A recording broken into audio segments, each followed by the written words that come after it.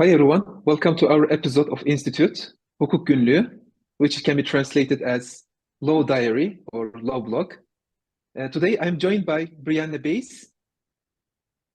I would like to shortly introduce her to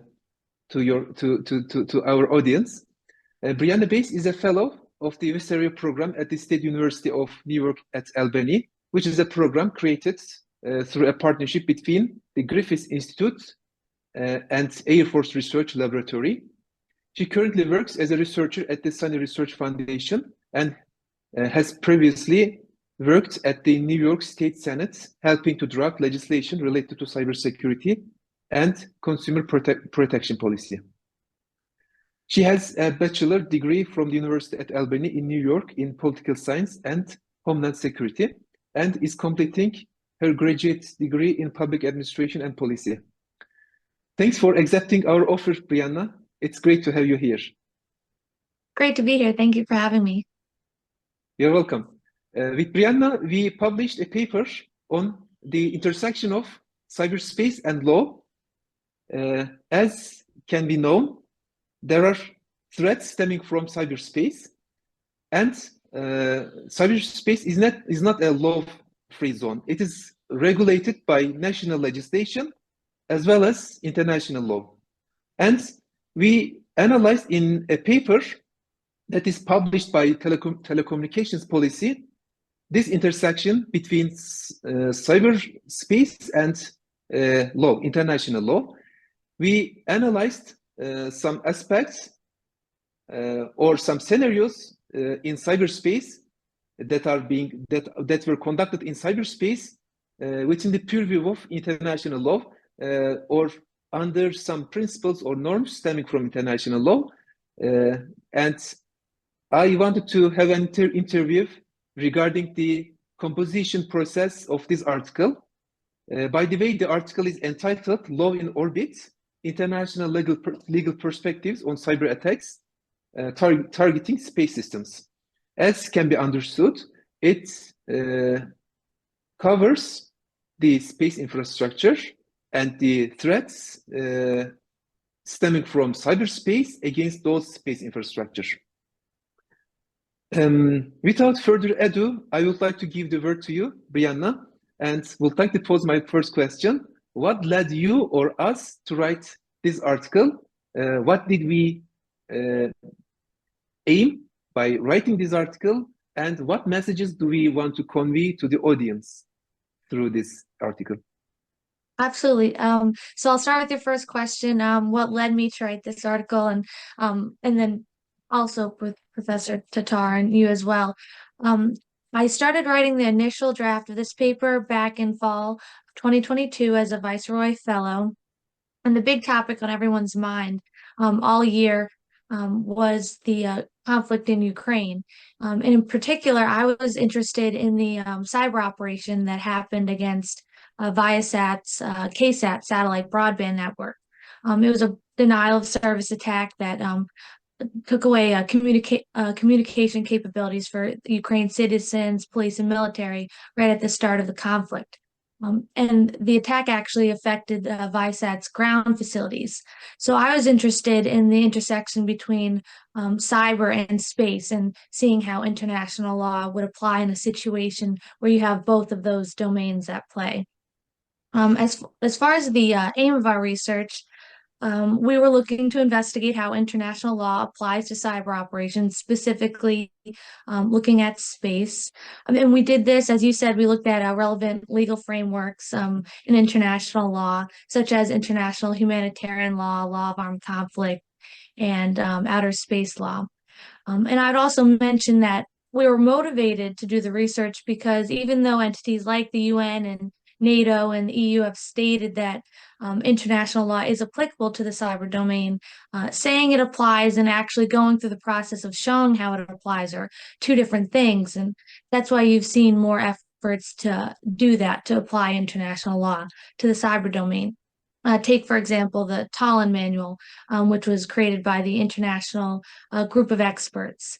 And we actually referenced the manual in our paper a few times, but our paper is another one of these efforts and is one of the first legal examinations using case analysis of cyber attacks, looking specifically at space.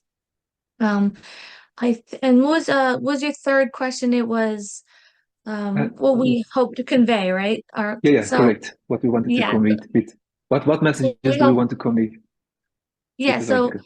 I would say, and we kind of both stated already, I think we really hope to convey to the readers that it's not the Wild West, like the cyber domain or the space domain, the international law that we have can apply in that context. Even if the laws were created with kinetic weaponry in mind, we can still apply a cyber context to them. And I would say making sure that applicability is clear is important for maintaining the peace and stability of the international community, and just making sure adversaries know that they are subject to the laws that govern state behavior. Mm-hmm. Exactly, precisely. As you suggested, cyberspace has its own peculiarities, and international law should be reinterpreted, taking into account those peculiarities, those special characteristics of cyberspace. My second question pertains to these peculiarities. What is so peculiar about cyberspace that we dedicated all the article to the application of international law to cyberspace? Sure. So, as I kind of previously said, a lot of existing international law is based on kinetic weaponry, or I would say most of it, if not all, is based on kinetic weaponry. So, like you said, there's unique things about cyber we have to take into account because it complicates the application of law. One example being the fact that cyberspace transcends national boundaries. It completely changes and diverges from our traditional understanding of geographic concepts. Second, you have the interconnected nature of cyber, which can make it a bit more complicated to apply our traditional ideas of sovereignty.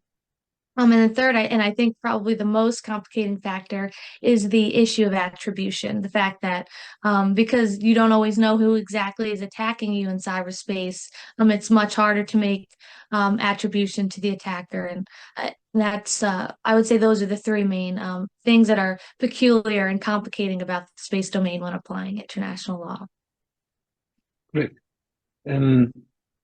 And we took into account those peculiarities while drafting the article.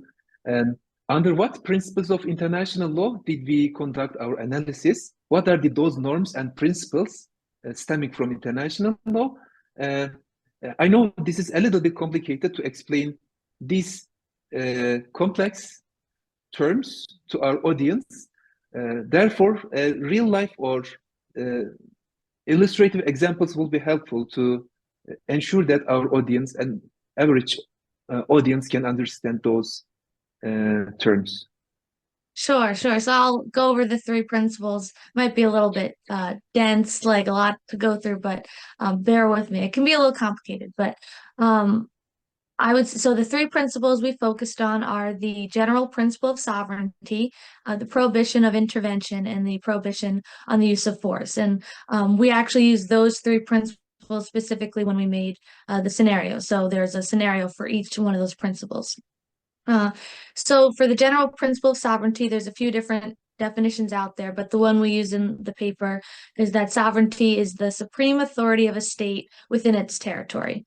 And to violate sovereignty, one or two things can happen. One could be a breach of territorial integrity, or you can have interference with an inherently governmental function. So maybe to simplify that with an example would be if State A launched a cyber operation on State B, keeping State B from holding their elections. So since the right to hold an election is an inherently governmental function, that would be an example of a violation. So second, you have a prohibited intervention. So an intervention is an action that a state takes that bears on the matter of another state, and something that they're allowed to decide freely themselves, and another state's trying to go against that. So a prohibited intervention requires two things. The cyber operation has to have some effect on internal or external affairs of a state. And B, you have to have, or secondly, you have to have some element of coercion. So an example would be if state A launches a cyber attack on state B's private industry, compelling state B to change, in order to compel state B to change their trade policy. So you have that level of that element of coercion, and the trade policy, the right to decide your own policy, is an example of a state affair. And third, and finally, is the prohibition on the use of force. And that comes directly from the UN Charter, specifically Article 2, Section 4. And I won't give the exact definition from the Charter, but it basically states or says that states should refrain from using or threatening the use of force against another state for a purpose that's outside of the UN or inconsistent with the purposes of the UN. And interestingly, when it comes to use of force, there's actually not a clear definition or criteria of exactly what a use of force is, but there's general consensus that a use of force would be an action taken that has that causes physical damage or loss of injury or loss of life. So in a cyber context, this one can be a little bit trickier, but an example would be if state A launched a cyber attack against a water treatment facility in state B, making it where a harmful level of chemicals are added to the water supply. And people in state B drank that water and got sick, maybe even died. That would be an example of rising to use of force because people got sick and died. So hopefully those were good examples for you. But yeah, so those are the three norms that structured a part of our paper, because we go over them and then we also apply them to the scenarios. Great. Yeah, these examples have been quite illustrative from my point of view. Thank you. Let's approach the issue from a rather practical perspective. Let's assume that a state has its own cyber capabilities, its own cyber defense unit with its own cyber capabilities, and it's able to conduct its own aggressive cyber operations. I'm wondering about under what conditions this state is allowed to resort to those cyber capabilities. There are different scenarios or under which those cyber attacks can be performed. For instance, a confidential communication of a state can be intercepted, or an official website that offers public services can be deactivated, or defense systems of a country can be collapsed using cyber means. I'm wondering how it is decided that the threshold, or I'm wondering about the threshold upon which a state is allowed to use force and conduct aggressive cyber operations like hackback or aggressive cyber operations that is equivalent with kinetic traditional means. Okay, sure. So I would tackle this question by stating that you'd probably want to look at the threshold for an armed attack, because an armed attack is the threshold you need to meet in order to for a state to have to defend itself against attack. So for the threshold of an armed attack, like a couple other things we talk about, there's some variation in how you can get to that threshold, and there's different approaches you can take. So for example, there's two different approaches, and we talk about them in the paper. There's the effects-based approach, and there's the target-based approach. So taking an effects-based approach would be like using the scale and effects test, which states that countries should look at the quantitative and qualitative factors of an attack or the effects of a cyber operation to decide if the threshold for an armed attack was met.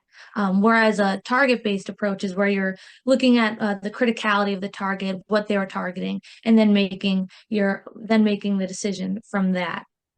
I would say that the effects-based approach appears to be more popular. It certainly seems to be more in line with customary international law. There's just more accumulated state practice and opinion jurists looking at the effects-based approach. So to answer your question, I'll use that approach. I would say so. They typically say with an effects-based approach, when you're looking at cyber, if the effects of a cyber operation are comparable to those of a kinetic operation, then you're meeting that threshold. So again, that's causing damage, destruction, physical damage or destruction, loss of injury or life. But definitions vary. Some countries say it could, if it attacks a critical infrastructure sector. So there's also varying definitions about that threshold. But I would say general consensus is if the cyber operations effects are comparable to a kinetic operation, then you're meeting that threshold in this scenario for like an armed attack. And then you're meeting that threshold and the violations being made, and so you have the right to self-defense. Understood. So to exemplify this, contaminating the dam water using cyber means, or attacking the hospitals and changing the integrity of data there in such a way that lead to death of the patients can be examples of such destructive cyber capabilities, correct? Yes, yeah, I would say those are certainly examples that probably most people would agree on. Yeah. Great. I would like to go back to the peculiarities of the cyberspace that you mentioned at the beginning of this interview, and namely anonymity. It is, yeah, cyberspace or conducting operations in cyberspace is popular among state actors and non-state actors alike, because it offers them the opportunity of conducting those operations in an anonymous manner. They can do it and they can get away with it.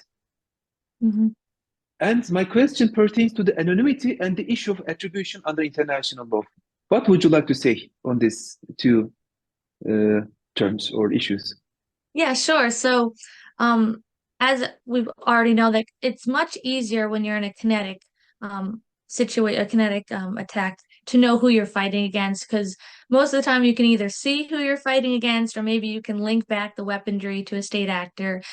So that attributing attack is much easier. But like, as you said, this is not the case for cyberspace, because the attackers have that ability to remain anonymous. They can launch attacks from across the globe, and in some cases they might even try to shift the blame and leave false indicators to make it look like another entity was responsible. So the issue of attribution is certainly prevalent when you're talking about the cyber domain, and it makes applying international law hard, because the ability to attribute an attack to a state actor is a defining factor on whether international law is violated.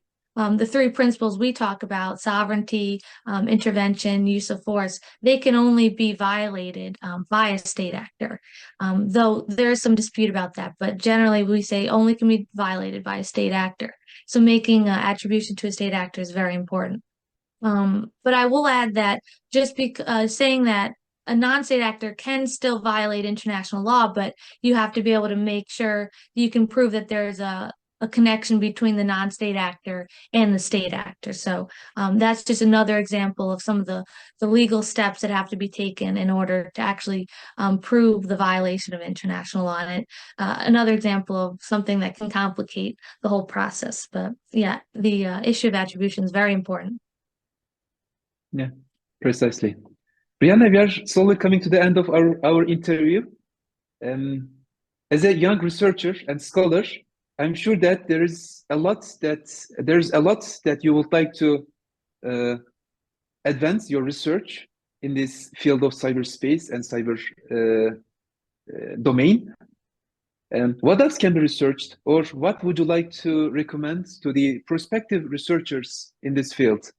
And are we going to see more of your articles in this field? I enjoyed writing an article with you. It was really fun and informative for me.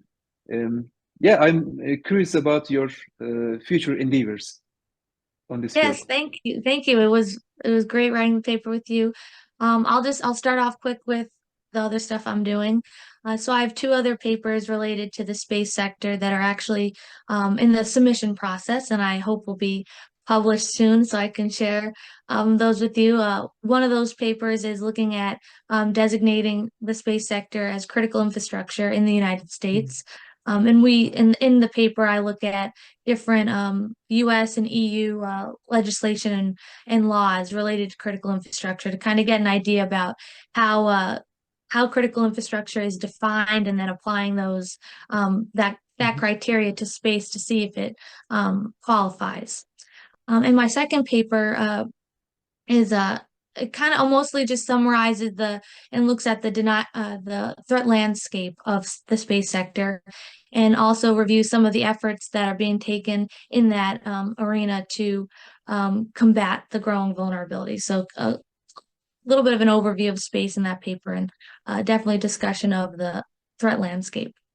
As far as future research, I would say everyone should come to this area and do some research, because cybersecurity is such a great place to research in, and also cybersecurity taking that space sector focus is very interesting. It's vital research. The space sector is so important for so many of the critical functions for any nation.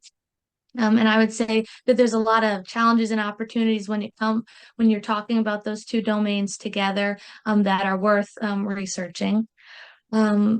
Specifically, I would say two areas you could look at are the design level of security in space. So really putting cybersecurity at the beginning of this process when making space systems. That's really important when talking about the vulnerabilities that can come later, especially as the space sector grows and there's the commercialization of space, and it becomes harder. The supply chains, there's less visibility. There's greater chance for software, hardware vulnerability. So making sure cybersecurity is in that process is important. And then kind of in line with our paper, just looking at policy development and implementation, and making sure that the policies that are being created are taking into consideration the intricacies of space and cyber at the same time. So yeah, I think I definitely encourage anyone who's interested even a little bit to start researching space. It's very interesting, and I don't think a lot of research has been done yet. There's still a lot left to do. Yeah, exactly. I agree with you. And as you suggested, it's important to embed the cybersecurity at the early stage of hardware or software development, because it is more efficient, cost efficient, and it is more secure. And I'm looking forward to your first paper on critical infrastructures. I currently work at railway sector, which is designated as a critical infrastructure. And I work in the Deutsche Bahn, the railway sector in Germany, in the cyber department. And I'm really looking forward to your paper on this one. Great. I'll send it to you. I hope once it hopefully gets published, and I'll send you the link. Yeah, fingers crossed. Yes, yeah. Brianna, do you have final remarks before we close the session? Other than to say that I'm really happy to be here, and thank you for having me. I could say I'll end here with how I end the paper, and how we end the paper, which is basically that while throughout the paper we're making that the case for that international law applies to the cyber domain, including space sector attacks. It would be a mistake to ignore that there is still significant legal ambiguity in the area, and a lot of the varying interpretations can impede the equal enforcement of these laws. So I think there needs to be clearer legal frameworks in this space, and robust mechanisms for enforcement to make sure that we know exactly how to apply the laws, and it's there's less guesswork to it. And I think doing so would really help with improve the integrity and safeguard the integrity of the space sector, and just make sure that legal order is maintained in the international community. Dear pals, we have reached the end of the interview with Brianna. Brianna, it was great to have you here. It was my pleasure to conduct this interview with you. If you are interested in reading the article, please get in touch with us so that we can send you the PDF version or a free version of the article to you guys. Apart from that, please subscribe to our channel and like it if you like it. And we are keen on reading your comments on this episode, on further episodes. Thank you. Have a nice day. Bye-bye.